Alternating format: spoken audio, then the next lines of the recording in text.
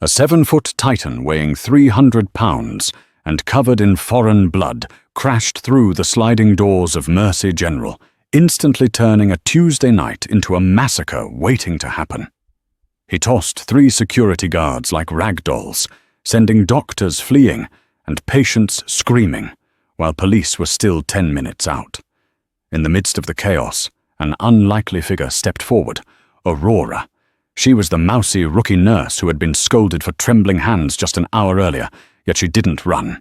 Instead, she walked right up to the giant, looked him in the eye, and did the unthinkable, freezing the hospital in disbelief and proving that the mouse was actually a lion in scrubs. The clock on the wall of the emergency department at Mercy General Hospital in Chicago clicked over to 10 p.m. It was a rainy Tuesday in November, the kind of night where the cold seeps into your bones and the ambulance bay doors rattle in their frames from the wind. Inside the triage station, the fluorescent lights hummed with that headache-inducing flicker that only night shift workers truly understand. "Aurora, for God's sake, move faster!" The sharp voice of head nurse Brenda Miller cut through the low murmur of the ER. Brenda was 50, cynical, and moved with the efficiency of someone who had seen it all and liked none of it. She stood with her hands on her hips, glaring at the newest addition to the nursing staff. Aurora Jenkins flinched. She was 28, but she looked younger. She was slight, barely 5'4", with messy brown hair pulled back in a loose clip that always seemed on the verge of falling out. Her scrubs looked a size too big, swallowing her frame. She kept her head down, her eyes fixed on the IV tray she was organizing. "I'm sorry, Brenda," Aurora mumbled, her voice barely a whisper. "I just wanted to make sure the saline ratios were—" "I don't pay you to check ratios that the pharmacy already checked," Brenda snapped, snatching a chart from the counter. "I pay you to get needles in arms and clear beds. You've been here 3 weeks, Jenkins, and you're still moving like you're afraid the floor is going to bite you. Dr. Sterling is already asking why I hired you." Aurora nodded, her face flushing crimson. She didn't argue. She never argued. Since she had arrived at Mercy General, Aurora had been a ghost. She ate lunch alone in her car. She never joined the other nurses for drinks after shifts. When trauma cases came in, car wrecks, shootings, the gritty stuff, Aurora always faded into the background, handling paperwork or stocking supplies, leaving the blood and guts to the real nurses. The general consensus among the staff was that Aurora Jenkins was soft. She was a hospitality hire, someone who belonged in a quiet dermatology clinic, not the inner-city meat grinder of a Level 1 trauma center. "Look at her," whispered intense Dr. Gregory Sterling to a resident near the coffee machine. Sterling was the attending physician that night, arrogant, brilliant, and possessed of a god complex that barely fit through the double doors. He gestured with his coffee cup toward Aurora, who was struggling to unlock a supply cabinet. "She's shaking, literally shaking. If a real bleeder comes in tonight, she's going to faint. Mark my words," the resident chuckled. "Maybe she's just cold?" "She's scared," Sterling said dismissively. "Some people have the stomach for this, and some people don't. She's prey. In the wild, she'd be eaten in 5 minutes." Aurora heard them. She had ears like a bat, though she pretended not to. She finally got the cabinet open, grabbed a box of gauze, and hurried toward bed 4 to dress a minor laceration on a construction worker's hand. As she worked, her hands did tremble slightly. But if anyone had looked closely, really closely, they would have noticed something strange. The tremble wasn't fear. It was restraint. When the construction worker, a burly man named Mike, winced as she cleaned the wound, Aurora's voice changed. It dropped an octave, becoming soothing, almost hypnotic. "Deep breath, Mike. Look at the wall. Count the tiles. You're okay. I've got you." Her movements, clumsy when she was being watched by Brenda, suddenly became fluid and precise. She wrapped the bandage with a speed and symmetry that was almost mechanical. Tight, efficient, perfect. Mike looked down at his hand. "Damn, nurse. That was fast. You done this before?" Aurora blinked, seemingly snapping out of a trance. She hunched her shoulders again, returning to the mousy rookie persona. Oh, a little. In nursing school. Just practice. She scurried away before he could ask anything else. Back at the nurses' station, the radio crackled to life. The static hiss signaled an incoming ambulance. Mercy Base, this is Unit 42. We are inbound, ETA 3 minutes. We have a walk-in picked up off 5th and Main. Male, approx 40s. Highly agitated. Possible substance abuse. He's big. Really big. Vital signs are stable, but he's non-compliant. Brenda rolled her eyes and keyed the mic. Copy, 42. Drop him in Bay 2. Probably just another drunk fighting the air. She looked at Aurora. Jenkins, take Bay 2, and try not to let him vomit on you. If he gets rowdy, call security. Don't try to be a hero. Yes, ma'am, Aurora said softly. If only Brenda knew. Heroism was the last thing on Aurora's mind. She just wanted to survive the shift. But the universe, as it often does, had other plans. The man in the ambulance wasn't just a drunk. And he wasn't just big. He was a walking avalanche. The sliding doors of the ambulance bay hissed open, letting in a gust of rain and the smell of wet asphalt. The paramedics of Unit 42 didn't just wheel the stretcher in. They looked like they were fleeing a crime scene.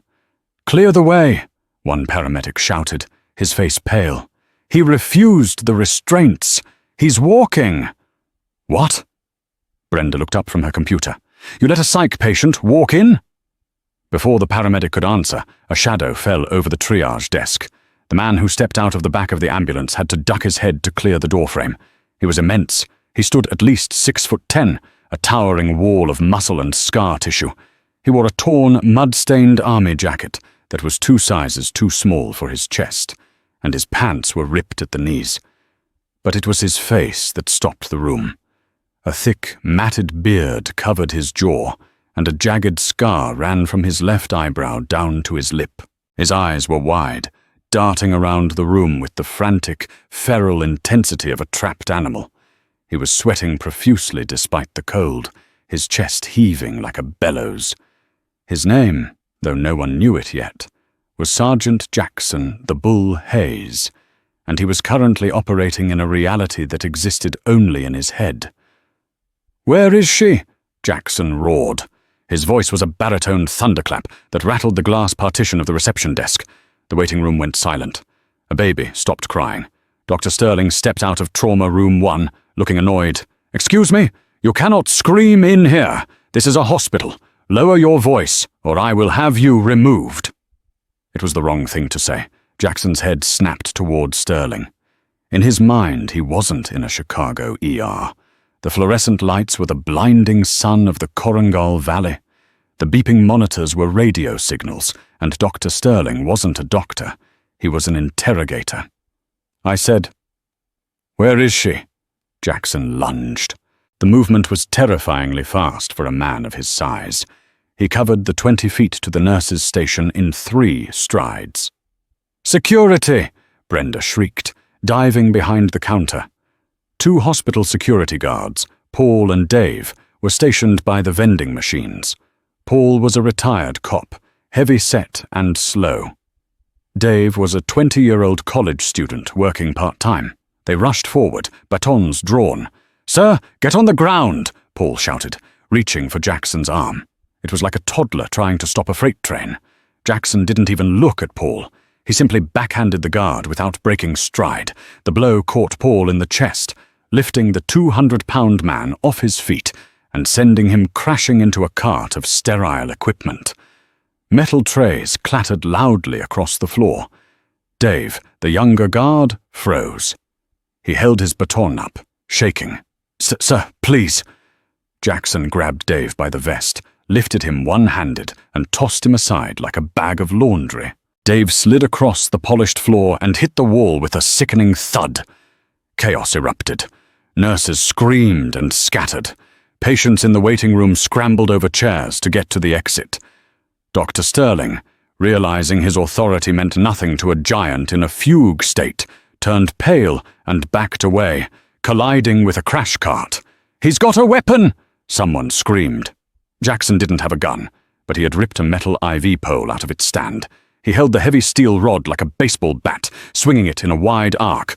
"Get down! Everyone get down!" he bellowed, his eyes seeing invisible enemies. "Incoming! Mortars! Get down!"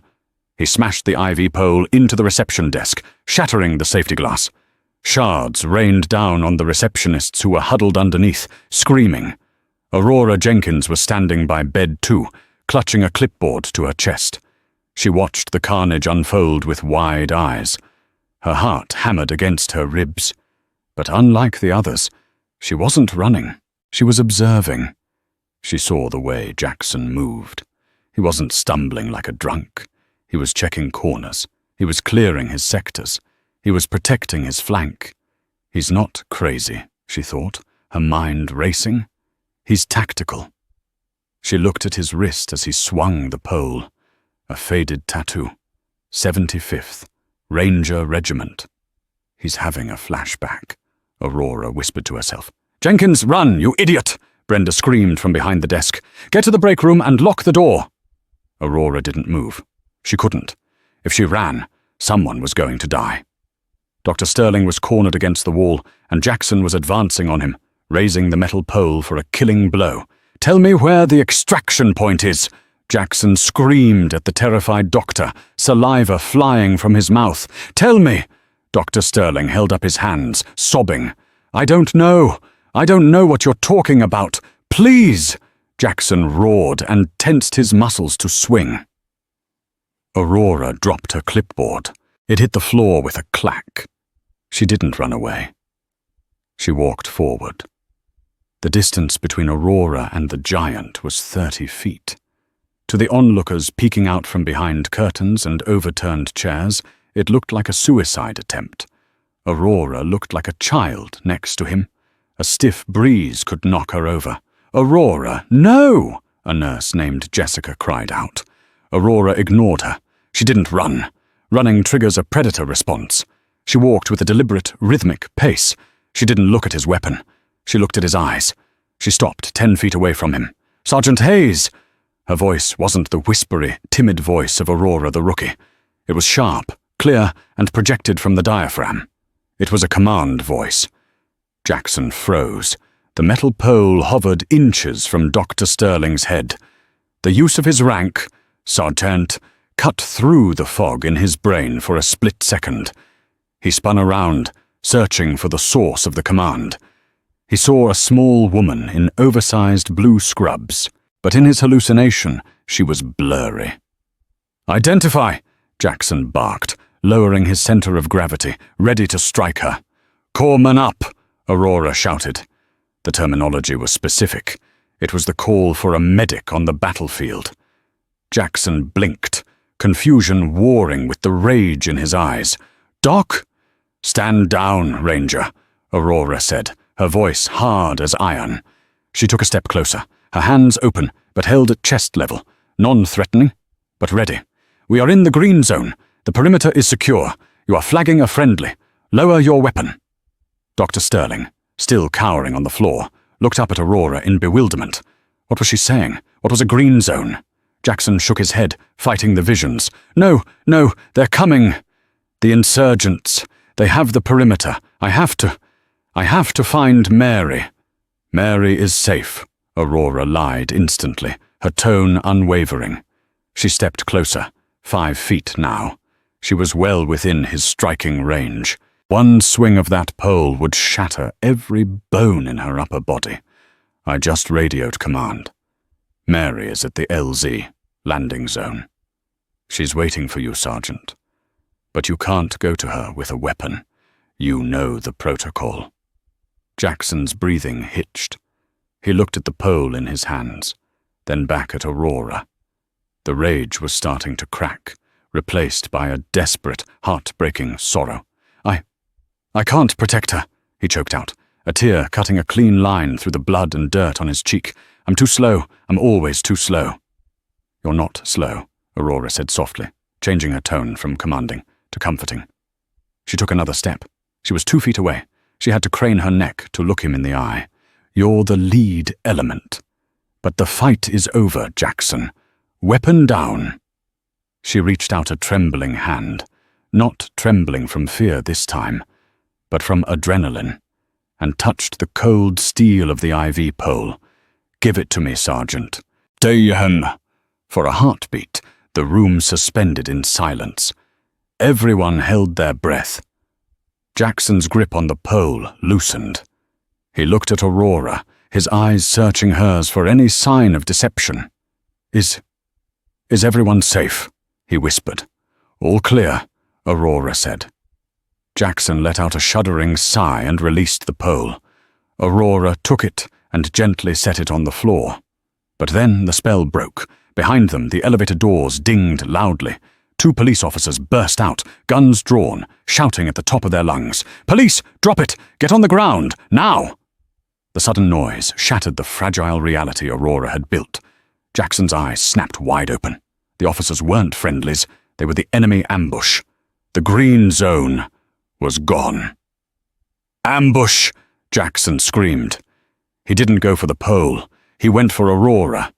In his mind, she was now a threat, a spy who had tricked him. He reached out with a hand the size of a catcher's mitt and grabbed Aurora by the throat. He lifted her off the ground as if she weighed nothing. "Traitor!" he roared, squeezing. "Shoot him! Shoot him!" Dr. Sterling screamed from the floor. The police officers hesitated, fearing they would hit the nurse. Aurora dangled in the air, her feet kicking helplessly. Her vision began to spot with black dots. The pressure on her windpipe was immense. He was going to crush her larynx in seconds. But Aurora Jenkins didn't panic. Her face turned purple, but her eyes remained laser-focused. She didn't claw at his hands like a victim. She reached for his thumb. She knew something the police, the doctors, and even Jackson didn't know. She knew how to dismantle a human body. Aurora swung her legs up, wrapping them around Jackson's massive bicep to gain leverage. She isolated his thumb, bent it backward against the joint, and simultaneously drove her elbow into the bundle of nerves in his forearm. It was a Krav Maga maneuver, executed with the precision of a master. Jackson roared in pain, his grip involuntarily releasing. Aurora dropped to the floor, gasping for air. But she didn't retreat. As Jackson stumbled back, clutching his arm, he swung a wild haymaker punch at her head, a blow that would have decapitated her. Aurora ducked under the punch, pivoting on her left heel. She moved behind him, kicked the back of his knee to buckle his leg, and locked her arm around his neck. She wasn't choking him. She was applying a vascular sleeper hold. She cinched it tight, pressing her carotid arteries against his, cutting off the blood flow to his brain. "Sleep, Sergeant," she rasped into his ear, her voice straining with the effort of holding back 300 pounds of thrashing muscle. "Just sleep." Jackson bucked like a wild bronco. He slammed backward into the wall, trying to crush her. Aurora grunted but held on. She wrapped her legs around his waist, locking her ankles. The hooks were in. She was a backpack of doom attached to a giant. The police officers stood there, guns lowered, mouths agape. Dr. Sterling watched in stunned silence. 10 seconds. 20 seconds. Jackson's thrashing slowed. His arms fell to his sides. His massive legs gave out. Aurora rode him down to the floor, maintaining the hold until she felt his body go completely limp. She checked his pulse, strong and steady, then released him and rolled away, gasping for breath, massaging her bruised throat. The room was dead silent. The only sound was the hum of the vending machine and Aurora's ragged breathing. She sat up, adjusted her messy hair clip, and pulled her oversized scrubs back into place. She looked up to see 50 pairs of eyes staring at her. Head nurse Brenda slowly stood up from behind the desk. "Jenkins," she whispered. "What? Who are you?" Aurora looked down at her hands. They were shaking again. She looked at the unconscious giant, then at the police officers. "He needs 10 milligrams of haloperidol and 2 of Ativan," Aurora rasped, her voice hoarse. "And get a cardiac monitor. He's got an arrhythmia." She stood up, ignoring the stares. I need to go to the bathroom." She walked past the stunned police officers, past the gaping doctor, and pushed through the double doors. But the story wasn't over. As the police moved in to cuff the unconscious Jackson, one of the older officers, Captain Miller, stopped. He looked at the way Jackson had been taken down. He looked at the tactical precision of the hold. Then he looked at the file that had fallen out of Jackson's pocket during the struggle. It was a VA medical file, but it wasn't Jackson's file that caught his eye. It was the realization of what he had just seen. "That wasn't nursing school," Captain Miller muttered to his partner. "That was Special Forces takedown tech." He looked at the swinging doors where Aurora had disappeared. "Who the hell is she, Doctor?" Sterling picked himself up, brushing dust off his pristine white coat. His ego was bruised, but his curiosity was piqued. He walked over to the computer and pulled up Aurora's employee file. Name: Aurora Jenkins. Previous employment: school nurse, St. Mary's Prep. References: standard. "It's a lie," Sterling whispered. "It's all a lie." He picked up the phone. He had a friend at the Pentagon. It was 3 a.m. in D.C., but he didn't care. He needed to know who was hiding in his ER. The bathroom mirror was cracked in the corner, a spiderweb of glass that distorted Aurora's reflection. She gripped the porcelain sink with white-knuckled hands, staring at the woman staring back. The bruises were already forming on her neck. Ugly violet fingerprints left by Jackson's massive hand. She splashed freezing water on her face, trying to wash away the adrenaline that was making her teeth chatter. "Stupid," she berated herself. "Stupid, stupid, stupid. You exposed yourself." For 3 years, she had been invisible. She was Aurora Jenkins, the mediocre nurse from Ohio. She wasn't the other person anymore. The person who knew how to dismantle a 300-pound Ranger in 6 seconds. The person who had a file so black it didn't physically exist. She reached into a scrub pocket and pulled out a small, battered silver coin. She rubbed it with her thumb, a nervous tick. Breathe, deny, deflect. The door creaked open. It was Brenda. The head nurse didn't shout this time. She didn't look angry, and she looked terrified. She stood in the doorway, holding an ice pack. "Aurora?" Brenda's voice was uncharacteristically gentle. "The police want to talk to you, in the break room." Aurora dried her face with a rough paper towel, instantly hunching her shoulders, forcing herself back into the role of the mouse. Am I in trouble, Brenda? I didn't mean to hurt him. I panicked." Brenda stared at her. "Panicked? Aurora, you didn't panic. You took down a man who tossed Paul and Dave like salads. You saved Dr. Sterling's life." She stepped forward and handed Aurora the ice pack. "Here, for your neck." "Thanks," Aurora whispered, pressing the cold pack to her throat. "Who are you, really?" Brenda asked, her eyes searching Aurora's face. "I'm just a nurse," Aurora lied, looking at the floor. "Nurses don't move like that," Brenda said quietly. "My ex-husband was a Marine. He did 2 tours in Fallujah. He moves like you. He scans rooms like you." "I took a self-defense class at the YWCA," Aurora mumbled. "The instructor was very thorough." Brenda didn't buy it, but she didn't press. "Come on, Captain Miller is waiting." The break room was stale with the smell of old coffee and burnt popcorn. Captain Miller sat at the small round table, his notebook open. He was a seasoned cop, 60 years old, with eyes that had seen every lie Chicago had to offer. Beside him stood Dr. Sterling, who was pacing nervously, checking his phone every 30 seconds. Aurora sat down, keeping her posture small. "Miss Jenkins," Miller started, his voice gravelly. "That was quite a show out there." "I was scared," Aurora squeaked. "Scared people run," Miller said flatly. "Scared people scream. You didn't do either. You engaged a hostile target, de-escalated verbally using military jargon, and then executed a textbook rear naked choke with a body triangle. That's not scared. That's training." He leaned forward. "Where did you serve?" "I didn't," Aurora said, widening her eyes. I've never been in the military, I swear. Then how did you know the term corpsman up? Miller shot back. How did you know to call it a green zone? How did you know he was a ranger just by looking at a faint tattoo on a moving target? Aurora swallowed hard. This was the danger. The details. I watch a lot of movies. Black Hawk Down, Zero Dark 30. I just guessed. Doctor. Sterling stopped pacing. He scoffed loudly. She's lying, Captain. Look at her pulse.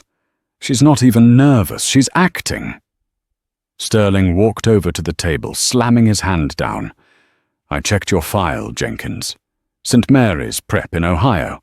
I called the number for the reference listed on your CV 10 minutes ago. Aurora's heart skipped a beat, but her face remained impassive. And? Miller asked. It went to a voicemail, Sterling said triumphantly. But not a school voicemail, a burner phone, a generic Google Voice greeting. And the nursing license number you provided? It clears the state board, but the issue date is 3 years ago. Exactly 3 years ago. What were you doing before 2021, Aurora? I was caring for my sick mother, Aurora improvised. She had dementia. I was off the grid. Bull, Sterling spat. You're a fraud. You're a liability to this hospital. Doctor, back off, Miller warned. He looked back at Aurora. Look, miss, I don't care if you lied on your resume. That man out there, Jackson Hayes, he's in restraints now, sedated. But we ran his prints. Do you know who he is? Aurora shook her head. He's a Silver Star recipient, Miller said softly. Served 4 tours, Rangers, Delta. He went AWOL 6 months ago from a VA psych ward in Maryland. The military has a bolo, be on the lookout, for him. They consider him armed and extremely dangerous. And you put him to sleep like a baby. Miller closed his notebook. You did a good thing tonight. But ordinary people don't do good things with that level of precision. If you're in trouble, if you're running from something, you can tell me. Aurora looked into the captain's eyes. She saw genuine concern there. For a second, she wanted to tell him. She wanted to say, yes, I'm running. I'm running from the memories of the village I couldn't save. I'm running from the medals they tried to pin on my chest while the blood was still under my fingernails. But she couldn't. I'm just a nurse, she repeated, her voice trembling slightly. Can I go back to my patients now? Miller sighed, defeated. Go, but don't leave town. Aurora stood up and hurried out of the room. As the door closed, Dr. Sterling pulled out his phone again. He dialed a number he hadn't used since his residency at Walter Reed. Colonel Sharp. It's Gregory Sterling. Yes, listen, I have a situation here. I need you to run a background check on a ghost. Her name is Aurora Jenkins. No, I think that's an alias. She just took down a Tier 1 operator in my ER with her bare hands. Yes, I'm serious. Okay, I'll send you her photo. Sterling snapped a picture of Aurora through the glass window of the break room door as she walked away. He hit send. Gotcha, Sterling whispered. 2 hours passed. The adrenaline in the ER had faded, replaced by the dull fatigue of the graveyard shift. The giant, Jackson Hayes, was handcuffed to bed 4, heavily sedated, with 2 police officers guarding him. Aurora tried to busy herself with stocking IV bags in the supply closet, staying as far away from the main floor as possible. She felt the walls closing in. She knew she had to leave. Tonight. She would pack her bag, get in her beat-up Honda Civic, and drive until the gas ran out. Maybe Arizona this time, or Montana. She was just reaching for her car keys in her locker when the PA system crackled. Code Black! Main entrance! Code Black! Code Black meant a bomb threat or a mass casualty event involving VIPs. It meant the hospital was being locked down. Aurora froze. They found him. She rushed out to the nurses' station just as the automatic doors of the main entrance were forced open. They didn't slide. They were pushed. 6 men in full tactical gear, black uniforms, helmets, assault rifles across their chests, poured into the lobby. They moved with a fluidity that made the hospital security guards look like mall cops. They didn't shout. They fanned out, securing the perimeter in silence. Behind them walked a man who radiated authority. He wore a crisp army dress uniform, the chest heavy with ribbons. 3 stars on his shoulder. General Tobias Holloway. The entire ER went deadly silent. Dr. Sterling, who had been smugly waiting for his colonel to call back, dropped his clipboard. He had called a colonel. A 3-star general showing up meant this was way above his pay grade. "Who is the attendant in charge?" General Holloway barked. His voice wasn't loud, but it carried to every corner of the room. Dr. Sterling stepped forward, smoothing his white coat, trying to look important. "I am Dr. Gregory Sterling. General, I presume you're here for the prisoner, Sergeant Hayes?" Holloway looked at Sterling with disdain. "I am here for my man, yes. Is he alive?" "He is sedated and restrained," Sterling said. "He assaulted my staff and destroyed property. I expect full compensation from the Department of Defense." Holloway ignored him. He walked past the doctor toward bed 4. He looked down at the sleeping giant, Jackson Hayes. The general's expression softened. He reached out and touched the sergeant's shoulder. "We got you, son," Holloway whispered. "We're going home." He turned to his men. "Prep him for transport. I want him at Walter Reed by sunrise." "Wait a minute," Sterling protested. "You can't just take him. The police have charges pending." "The United States Army has jurisdiction here, Doctor," Holloway cut him off. "Sergeant Hayes is a classified asset. Whatever happened here tonight didn't happen. Do you understand?" Sterling's face turned red. "This is a civilian hospital? And what about the nurse? He nearly killed her." Holloway paused. He turned slowly. "Nurse?" "The girl who took him down," Sterling said, pointing towards the back hallway. "She's the one you should be investigating. She took down a 300-pound killing machine without breaking a sweat. If your man is a classified asset, then she's a lethal weapon." Holloway's eyes narrowed. "Show me the footage." Captain Miller, who had been watching from the side, stepped up. He held up a tablet displaying the security recording of the fight. Holloway watched the screen. He watched Aurora walk up to Jackson. He watched the de-escalation. He watched the chokehold. As he watched, the color drained from the general's face. His stoic military mask crumbled. "Rewind that," Holloway commanded. "Zoom in on her face." Miller pinched the screen. Aurora's pixelated face filled the frame. Holloway let out a breath he seemed to have been holding for years. "Impossible." He looked up, scanning the room frantically. "Where is she? Where is this nurse?" "She's hiding in the supply closet, probably," Sterling sneered. "I told you she's a fraud." Holloway grabbed Sterling by the lapels of his lab coat, pulling him close.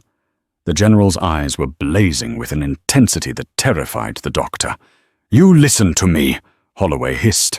"That woman is not a fraud. If that is who I think it is, she is the only reason everyone in this room is still breathing. You have no idea what walked into your hospital." Who is she?" Sterling stammered. "She's the ghost," Holloway said, releasing him. "Search the floor. I want a perimeter on all exits. No one leaves. Find her, now." The tactical team began to move, checking rooms. Aurora watched from the crack in the door of the linen closet down the hall. Her heart hammered against her ribs like a trapped bird. She knew General Holloway. She had served under him in Syria. She was the one who pulled him out of the burning Humvee in Damascus when his security detail was wiped out. She was the one who disappeared 3 years ago because she knew too much about the operation that went wrong. The operation that broke Jackson Hayes. He knows, Aurora thought. If he finds me, I go back to the black site, or I go to prison. She looked at the back exit sign glowing red at the end of the hall. It was 50 yards away. Between her and the door were 2 of the tactical operators. She touched the silver coin in her pocket again. Fight or flight? Her phone buzzed in her pocket. It was an unknown number. She answered it, keeping her voice to a whisper. "Hello?" "Aurora Jenkins, or whatever you're calling yourself today," a distorted voice said on the other end. "Look up." Aurora looked up at the security camera in the hallway. The red light was blinking. "Who is this?" "A friend," the voice said. "The general isn't there to arrest you, but the men with him. They aren't regular army. They're contractors, mercenaries. If they take Jackson, he's dead. If they take you, you're dead." "What?" Aurora's blood ran cold. "Holloway is compromised," the voice said rapidly. "He's being blackmailed. He's there to clean up loose ends. Jackson is a loose end. You are a loose end. You have about 30 seconds before they breach that closet. You need to get Jackson and get out. Get him out. He's unconscious and weighs 300 pounds, Aurora hissed. "Then wake him up," the voice said. "The elevator to the basement morgue is on your left. Go, now." The line went dead. Aurora looked down the hall. One of the tactical soldiers was moving toward her closet, his weapon raised. He wasn't checking patients. He was hunting. Aurora kicked the door open. She didn't run away. She ran back toward the lion's den, back towards the lobby, back toward Jackson. She burst into the main ER area. "General Holloway!" she screamed. Holloway spun around. When he saw her, his eyes widened. For a split second, there was relief. Then a flicker of deep, regretful shame. "Secure her!" Holloway shouted to his men. "Don't shoot! Just secure her!" But the men didn't lower their weapons. Two of the soldiers raised their rifles, aiming directly at Aurora's chest. They weren't following the general's orders to secure. They were following different orders. Time slowed down. Aurora saw the fingers tightening on the triggers. She was 20 feet away from cover. She was dead. Suddenly, a roar shook the room. Bed 4 exploded. Jackson Hayes, who was supposed to be sedated, ripped the metal railing off the side of the bed. The handcuffs snapped the thin metal bar of the stretcher with a shriek of tearing steel. The giant was awake, and he was angry. He launched himself off the bed, placing his massive body between the soldiers and Aurora, just as the first shots rang out. Pop, pop! 2 bullets slammed into Jackson's back. He didn't even flinch. He grabbed the nearest soldier by the helmet and slammed him into the floor so hard the tile cracked. "Move, Doc!" Jackson screamed at Aurora, his eyes clear and focused for the first time. "Get to the LZ!" Aurora didn't hesitate. She slid across the floor, grabbed a scalpel from a tray, and slashed the straps holding Jackson's legs. "Basement!" she yelled. "Go!" The ER dissolved into a war zone. The elevator doors groaned shut, just as the glass of the observation window shattered under a hail of gunfire. Aurora slammed her fist against the B2 button. Basement level 2, the morgue. Inside the metal box, the silence was deafening, broken only by Jackson's labored breathing. The giant leaned heavily against the wall, blood soaking the back of his tattered army jacket. "Check your 6, Jackson grunted, his voice thick with pain, but surprisingly lucid. "Did they breach?" "We're clear for the moment," Aurora said, her hands already moving. She ripped the back of his jacket open. 2 distinct entry wounds. The rounds hit your trapezius and latissimus. No exit wounds. They're still inside. You're losing blood, Sergeant. Jackson looked down at her. The fog of his PTSD had lifted, replaced by the hyper-focus of combat. He stared at the small woman who had choked him out just an hour ago. He saw the scar above her ear, usually hidden by her hair. "Captain Jenkins?" Jackson whispered, his eyes widening. Is that really you? They told me you died in the explosion in Aleppo." "They lied, Jackson," Aurora said, applying pressure to his back with a wad of gauze she'd swiped from a crash cart. "They scrubbed us, just like they tried to scrub you. The general—" Jackson grimaced as the elevator jerked downward. "Holloway. He was there. Why is he hunting us?" "He's not hunting us," Aurora said darkly. "He's cleaning up. He signed off on the off-book mission that got our squad killed. If we're alive, his career, and the private contractors he hired, go to prison. Those men upstairs aren't army. They're Black Arrow mercenaries. They don't take prisoners." The elevator chimed. Ding. The doors opened into the pitch-black basement. The mercenaries had cut the power. The only light came from the red emergency bulbs casting long, bloody shadows down the concrete corridor. "Move!" Aurora commanded. They moved into the labyrinth of the hospital's underbelly. This wasn't the sterile ER. This was where the dead were kept, where the laundry was washed, and where the furnaces burned. It was a maze of pipes, steam, and darkness. "They have night vision," Aurora whispered. "We're blind. We need to even the odds." "I can hold the hallway," Jackson growled, trying to stand tall despite the blood loss. "I'll buy you time to exit." "Negative, Sergeant. We leave together or not at all," Aurora hissed. She scanned the room. They were in the chemical storage area next to the morgue. Her eyes landed on a row of industrial cleaning supplies, ammonia, bleach, and on the wall, a fire hose reel. "Jackson," Aurora said, her voice turning cold. "Can you rip that pipe off the wall?" She pointed to a steam pipe running along the ceiling. It was insulated but hot. "Easy," Jackson said. "When I give the signal, bust the pipe. Fill the corridor with steam. Their night vision goggles rely on thermal signatures and light amplification. Steam blinds thermal. It'll make their optics useless." Footsteps echoed from the stairwell at the far end of the hall. The tactical team had bypassed the elevator. They were moving fast, boots thudding in unison. "Contact front," Jackson whispered. 4 laser sights cut through the red darkness, sweeping the hallway. "Target acquired," a voice crackled over a radio. "End of the hall. Take the shot." "Now!" Aurora screamed. Jackson roared, jumping up and grabbing the steam pipe with both hands. With a heave that strained every fiber of his massive frame, he wrenched the steel pipe downward. Crack hiss! A jet of scalding white steam exploded into the hallway with the force of a jet engine. The noise was deafening.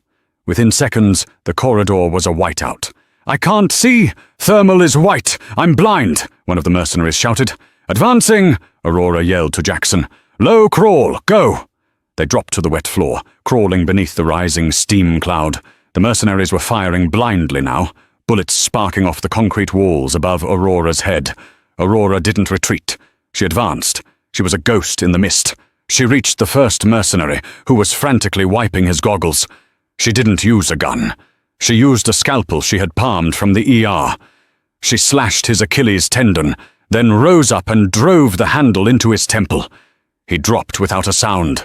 She grabbed his falling assault rifle and tossed it back to Jackson. "Support fire," she ordered. Jackson caught the weapon.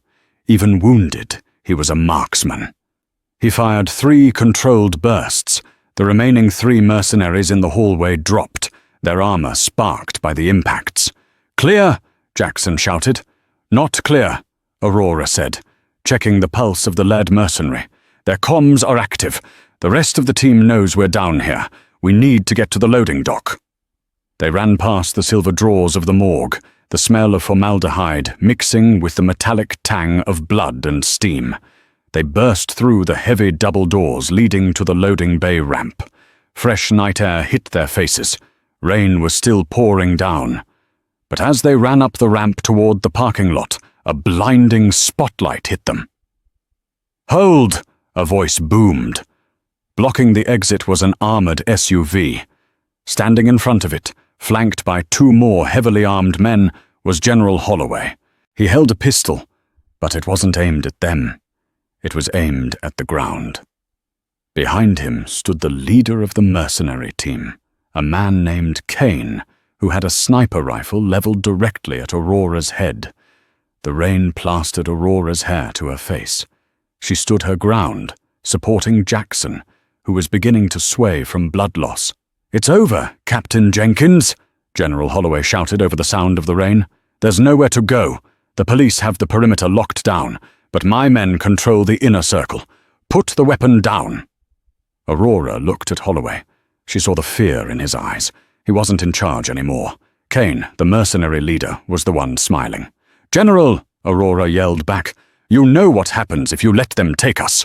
You know what we know about Operation Sandstorm." "Shut her up," Kane muttered, adjusting his aim. "Wait." Holloway stepped in front of Kane's rifle. "I said I want them alive. We can debrief them. We can fix this." Kane laughed. A cold, mechanical sound. "You still don't get it, do you, General? You're not the client anymore. You're the liability." Kane pulled a sidearm and shot General Holloway in the chest. The general crumbled to the wet asphalt, a look of shock on his face as he fell. "No!" Aurora screamed. "Kill them both!" Kane ordered his men. "Clean sweep!" Kane raised his rifle toward Aurora. But he made a mistake. He ignored the giant. Jackson Hayes let out a sound that wasn't human. It was a primal roar of pure rage. He shoved Aurora behind a concrete pillar and charged. He didn't have a gun. He had run out of ammo in the basement. He ran straight into the open fire. Bullets struck his vest, spinning him around, but they didn't stop him. He was 300 pounds of momentum. He hit the two guards, flanking Kane like a bowling ball hitting pins. The impact sounded like a car crash. Bones snapped. The guards went flying. Kane tried to readjust his aim, but Jackson was on him. Jackson grabbed the barrel of the sniper rifle and bent it upward as Kane pulled the trigger. The shot went wild, shattering a street lamp. Jackson headbutted Kane. The mercenary crumbled, unconscious before he hit the ground. But Jackson didn't stop. He stumbled, his legs finally giving out. He fell to his knees, gasping, blood pouring from multiple wounds. "Jackson!" Aurora sprinted from cover, sliding on the wet pavement to catch him. I cleared the sector, Cap," Jackson wheezed, blood bubbling on his lips. Did I do good?" "You did good, Ranger," Aurora cried, pressing her hands against his chest. "You did good. Stay with me." Sirens wailed in the distance. Blue and red lights flooded the loading dock. Captain Miller and half the Chicago PD were swarming down the ramp, guns drawn. "Police, drop the weapons!" Miller screamed. Aurora threw her hands up. "Officer down! We need a medic! Officer down!" Miller ran forward, seeing the carnage, the unconscious mercenaries, the dead general, and the giant bleeding out in the arms of the small nurse. Miller looked at Aurora. He saw the way she held the soldier. He saw the destroyed mercenary squad. "Get the paramedics down here, now!" Miller shouted into his radio. As the EMTs rushed in, pushing Aurora aside to work on Jackson, Captain Miller crouched beside her. "The general is dead," Miller said softly. "These men, they're private military. This is a mess, Aurora. The feds are 5 minutes out. If they find you here, and if you are who I think you are, you'll disappear into a hole somewhere and never come out." Aurora looked at Miller. "Jackson needs surgery. He needs Walter Reed." "I'll make sure he gets there," Miller promised. "I'll tell them he saved the hospital. I'll tell them he's a hero. But you?" Miller looked at the chaos behind him, then back at the open gate of the loading dock leading to the dark alleyway. "I didn't see a nurse down here," Miller said, looking her in the eye. "I just saw a victim running away. Go." Aurora looked at Jackson one last time. The paramedics had him on a stretcher. He was stabilizing. He was going to live. She nodded to Miller. "Thank you." Aurora Jenkins stood up. She didn't look back. She sprinted into the darkness of the alley, vanishing into the rainy Chicago night. 6 months later, the sun shone brightly over the Walter Reed Medical Center gardens. Sergeant Jackson Hayes sat in a wheelchair, his leg in a brace, but looking stronger. His beard was trimmed. The haunted look in his eyes was gone. A nurse walked over with his mail. "Letter for you, Sergeant. No return address." Jackson took the envelope. It was thick. Inside was a single object and a note. He poured the object into his hand. It was a silver coin, the unit coin of his old squad. The note was handwritten on hospital stationery. "Heard you're walking again. Don't rush it. The world still needs giants." Ghost. Jackson smiled, clutching the coin tight. He looked up at the sky. "Copy that, Captain," he whispered, over and out. Most people walked past Aurora Jenkins and saw a mouse. They saw a trembling pair of hands and a shy smile. They never saw the wolf hiding in the sheep's clothing until the wolf had to bite. Jackson Hayes wasn't a monster. He was a broken shield that just needed someone strong enough to hold him up. That night at Mercy General, the world learned a valuable lesson. True strength isn't about how loud you can roar. It's about what you're willing to do when the lights go out. Aurora Jenkins is still out there. Maybe she's your waitress. Maybe she's the teacher at your kid's school. Or maybe, just maybe, she's the nurse checking your pulse right now. So be kind to the quiet ones. You never know which one is a sleeping lion. If this story had you on the edge of your seat, do me a favor. Hit that like button right now.